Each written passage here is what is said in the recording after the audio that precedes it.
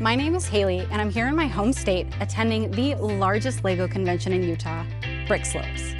I'm actually so excited. This is my third year attending, and I'm always so blown away by all of the skills, the techniques, the builds that are on display here, and the community that comes together is honestly so incredible. Typically, up until this point, I've always attended as just a regular plain Jane AFL, but this year I'm mixing it up a little bit. I do have a VIB ticket. I am a very important builder this year. With that ticket status does come a couple extra perks and activities. I do have a spot to display my very first mock, which I am not at all nervous about, but I do also get to attend certain things like dark hours, where the convention lights turn off and all of the build lights turn on, and AFL night, where I'm gonna be able to get some really awesome face-to-face time with the builders that are here. So I don't know about you, but I am so ready to get in there, so let's go get inspired.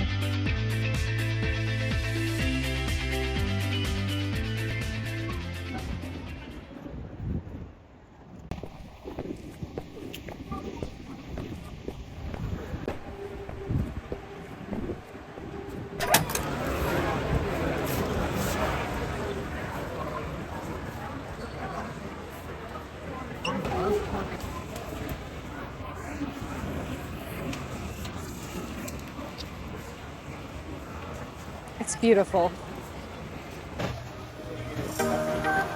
This is the 10th year of Brickslopes, and it gets bigger and better every single year. The convention projected twice as many attendees than last year, so this is double the space with more vendors and mocks on display than ever before. So I definitely know there will be some amazing LEGO Master quality on the floor, and I'm ready to soak it all in. But first order of business today is getting my mock on display. My husband Brandon and I made a last-second decision just a week and a half before the show to build these Disney dioramas using the microscale Agrabah and Haunted Mansion sets. Let me know in the comments if you'd like to see a deeper dive into these builds and how we put them together, but for now, let's get to some of my favorite builds from the convention.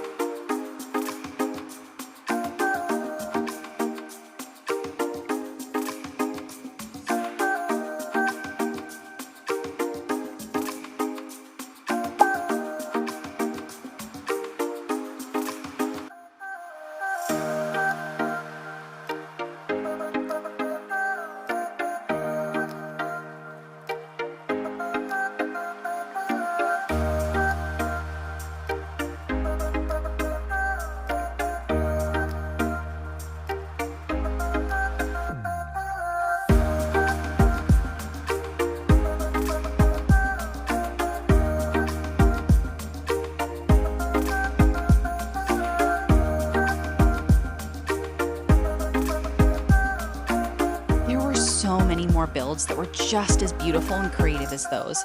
I really recommend attending your local LEGO convention to see it all in person, because this video doesn't quite do them all justice. But as the sun began to set on this very dusty, windy day, we were eagerly waiting for dark hours. Seeing all the details in the light of day was certainly one thing, but to see them all lit up at night, that was something else.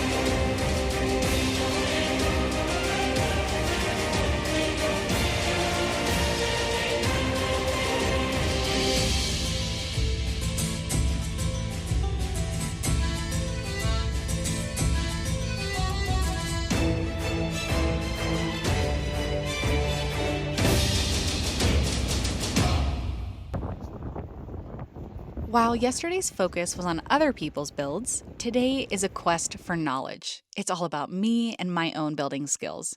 First thing on the agenda this morning is a mock building 101 session with none other than Lego master Kelly Bartlett. Like I said in my last video, my entire endgame is to be comfortable building without instructions and acquire such a deep understanding of Lego techniques that I can see anything and visualize how it could come together. So all that to say, I am her target audience today. She began in a similar spot to myself, wanting to build these really impressive models she was seeing online and at conventions, but not knowing at all where to start. She ended up taking a course taught by Boone, a Season 1 Lego Master contestant, where she was given a number of build prompts, which led to a water slide, a book, and a monochrome tree.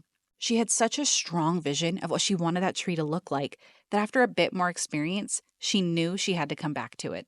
It didn't match the picture that I had in my head. When I started this, I thought, oh, it's going to be so pretty. I'm going to make this white tree. It's going to be amazing. And then I made that because that was the pieces that I had.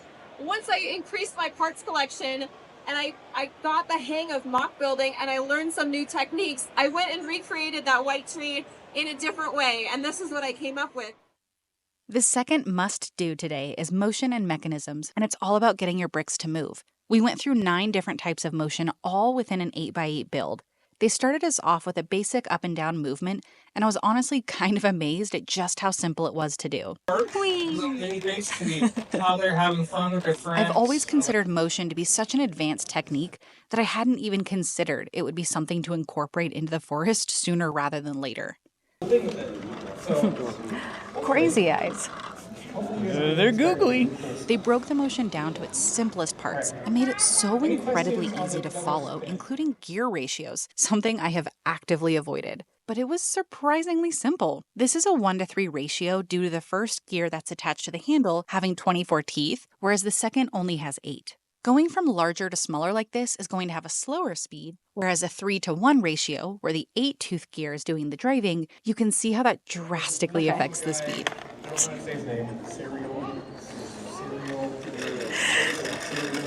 got this website where you can just wave it High five.